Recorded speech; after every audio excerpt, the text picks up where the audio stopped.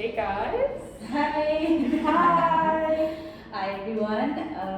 So we'll quickly show my face, but we'll also be very close, so we'll keep on our mask. But I'm Alyssa. I'm Kirsten. Yeah. I'm Amy, and Yes, and so they've been the students that have worked at CareerchatswithMel Innovation Hub, as it says at the back, Zeekoevlei. And then for those of you who are following the journey up until now, I've given snapshots really of the progress that's been happening before they started their time at CareerchatswithMel here at Zeekoevlei Primary. We had two other students who so I would say started the journey, handed over the baton to Kristen and Amy, and together with the learners they have taken it a lot more further than we saw the progress that I've updated you guys on. And so I thought I'd just sit down with them and ask them what the experience was like so far being part of the Innovation Hub, as I'm really grateful that they have chosen to be part of CareerchatswithMel, getting this going, and also for them learning throughout the process as part of the career heading into the big wide world hopefully next year as an occupational therapist. So yeah, that's basically what we're gonna try and keep it short and sweet, and just to hear from them what the experience was like. So you guys started about 5 weeks ago, and when you came in, what were some of your expectations? Did you have any? Personally, I don't think I had any expectations because it's the first time I'm doing the CDP block and I wasn't sure what to expect. Yeah. For me, it was kind of like an open book. I was like, okay, I'm just gonna go in there and I'm gonna see what it's about. Yeah. So when I walked in here the first day, I was like, oh wow, there's a lot that needs to be done. Yeah. But I could like see the vision of what the Innovation Hub was wanting to look like. So I think from there, the two of us kind of knew, okay, so we need to start to get the Innovation Hub going. for me, so I was at Zeekoevlei for my PEDS block. So I was always around the two OT students who were working at the Innovation Hub before us, and I would always go into our room where we were all sitting, and they would just be on their laptops. They would sometimes have a conversation with one teacher, or they would be on their laptops again, and then another conversation. And then suddenly they started painting. I was like, whoa, what's going on? They suddenly had their painting, and they spent the whole day painting this room. Yeah. I didn't really know what exactly it was all about, and I thought that I would just be carrying on, spending the day on my laptop, talking to people and that sort of thing. But now it's definitely changed my perception, in that it's definitely a lot more hands-on, and we're actually now holding hub sessions, which is really, really cool. So yeah, I think like previously I thought it would be a lot of paperwork, which it is some paperwork, but it's still a lot more than that. Yeah, Getting your hands dirty, I suppose. Yeah, literally. Yeah. So I think that also takes us into what do we actually do here and what it's all about. And so can you share some of snapshots that's what has been happening at the Innovation Hub? I know it is for the grade 7s, as some of you would have already seen, who's keeping track. The posters that have been shared, it was for grade 7s at Zeekoevlei, and it was open to anyone, but we also didn't want to force anyone to attend. So it was a very voluntary process. Whoever wanted to come in and be part of the hub was welcome. And you want to share some more of just what has been going on, some of the sessions you've had? So yes, I think we'll just start at the beginning where that was I think was our first week year. We actually just invited the learners to come to the hub, so none of the paintings were done. And we said, okay, we can build relationships now with the learners, keep them excited about the hub. So they came during breaks and they brought their friends and we advertised in the classrooms and said, please come to play and play dance and come and paint with us. And I think that was like a great start, I think, for getting people to come down. So we had a lot of grade 7s here. Like capacity was full. Like when I say full, it was literally full. There was no talk. We had everybody in here and they were painting and they were having fun and we were like, just do what you feel you want to do. but oh, it's at least like keep it Yes. looking like for the hub. So then they just like went mad and came like I think more than one break and Wow.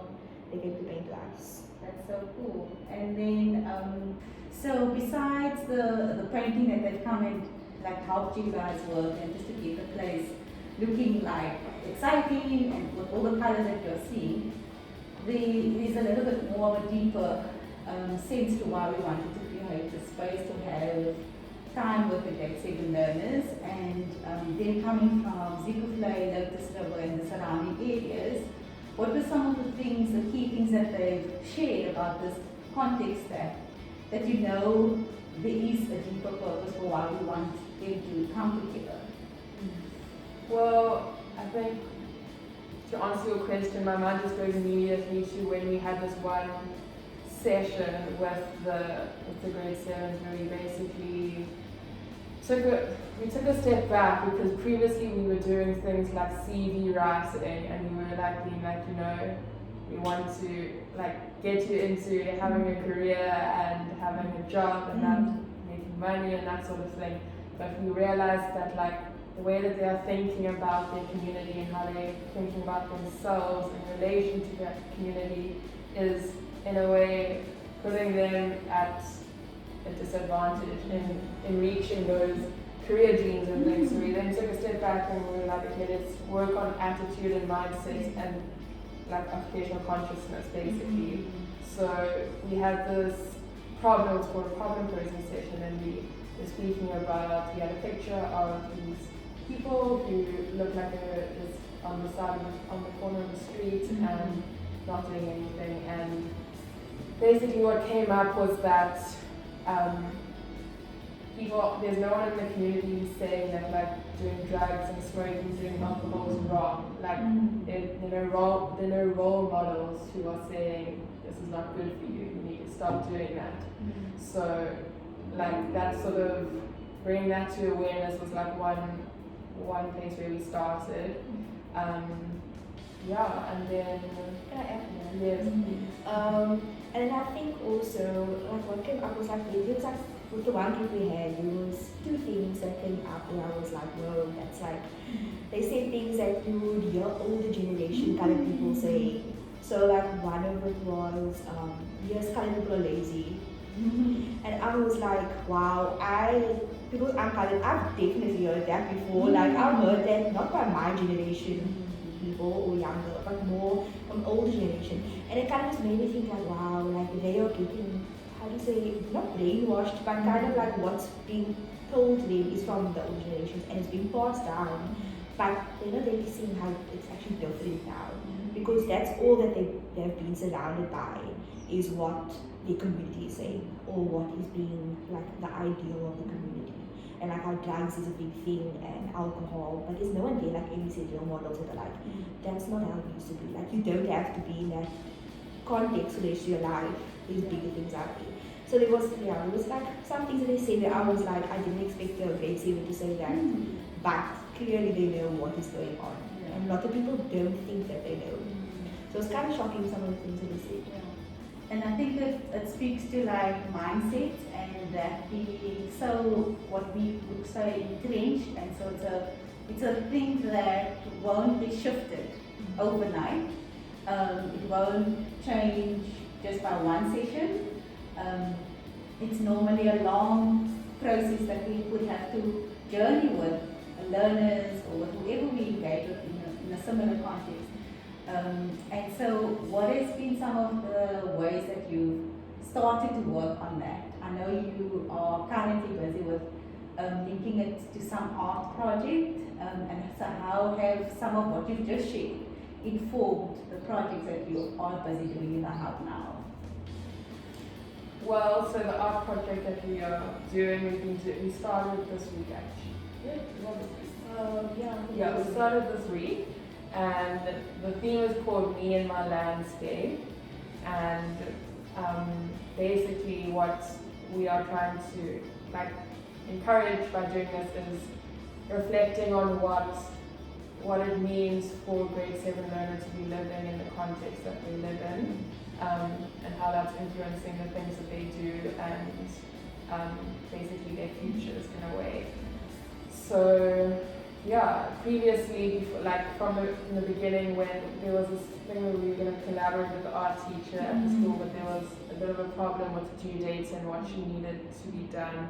But basically, when she told them about the theme, what we saw was some lovely mountains and the sun and some lovely fields. It was all pretty and lovely and beautiful. And we were like, is that really what you see when you walk outside your house? You see that lovely landscape, and we were trying to like help them to like come back to reality and get in touch with that.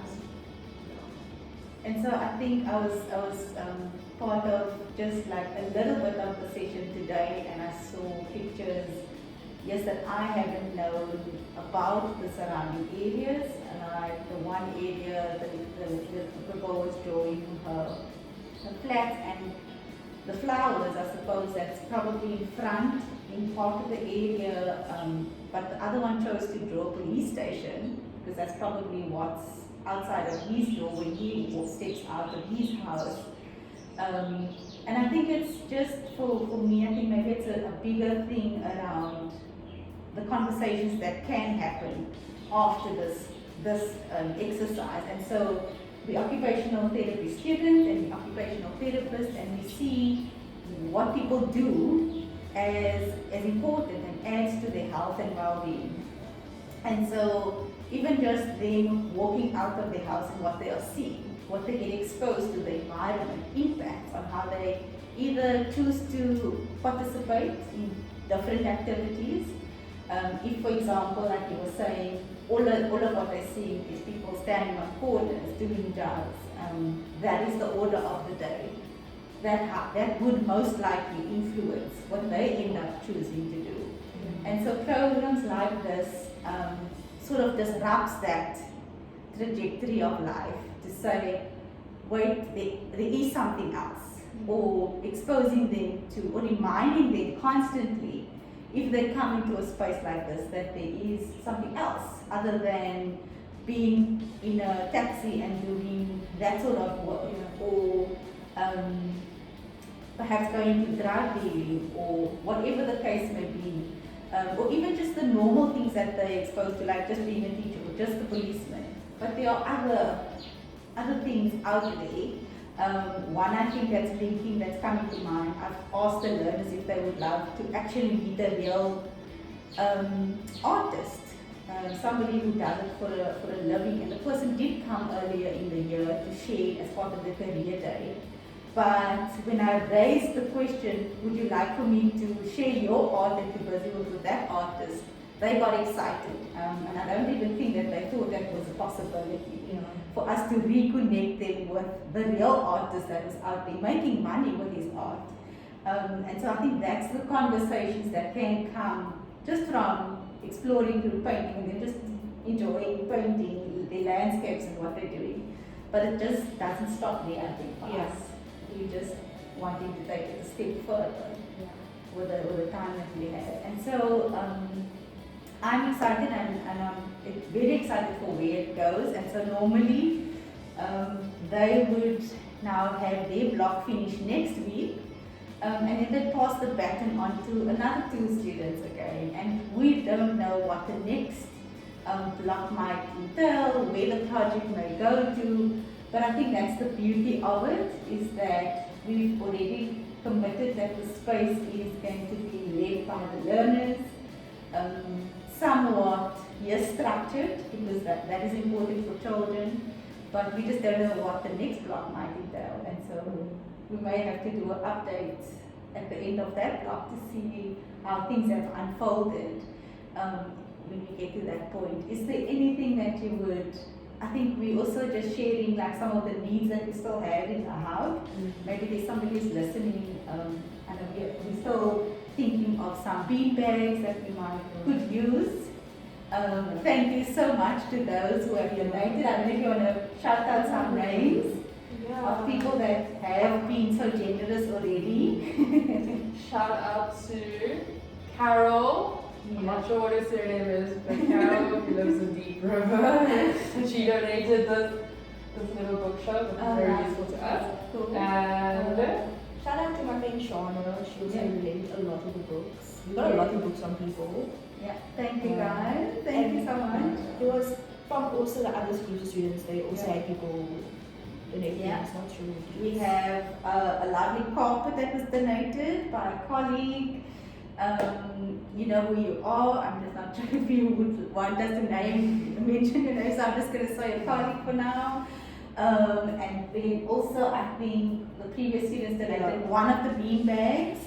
And I think we're wanting something more around that, bean bags or just like poofs that the kids can sit on instead of just like sitting by the table and, you know, not so much like a classroom vibe. Yeah, we're not wanting to be classroom vibey, formal, very chilled, relaxed.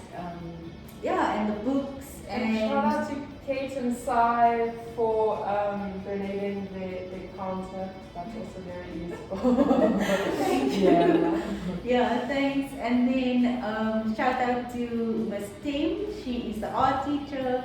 She was responsible for drawing all of the murals, the name, basically the backdrop to everything that you are seeing, and the kids and the students. I spent one day just like trying to get something done in terms of painting, but really the kids and the students have ended up bringing it alive, I suppose. So shout out to the team, shout out to the students. The paint donations that came through, the chalk paint was donated, and we could not have gotten this far without all of that, people stepping in. So shout out to you guys. Can I add, like just when you were talking about the connection between you and the art teacher, and I think that's important to note that like we all have connections and networks in our own social circles, and like contributing material things is very useful and it's very much needed. But like also just, you know, through your networks, letting us know of people who you know of, who can, you know, give us a pointer to go and help out in that way. So And gentlemen, if anybody is watching and they would like to share ideas with me on where to next or anything like that, we're very open to learning. This has really been a first for Career. It is the first innovation hub that was started through Career Chats with Mel. Obviously, you're guided by the learners and the teachers at the school, but I don't know what's next. And so, if anybody has ideas for us on what to do better based on what you've heard, please shout out. Let us know. And thank you so much for listening to the short insert. And we'll come back in about, I think, at the end of November with 2 new students if they would like to share what they would be doing. So we'll see what happens. Thank you so much, Amy, and thank you for your time. Thank you. Great to be here. Thank you.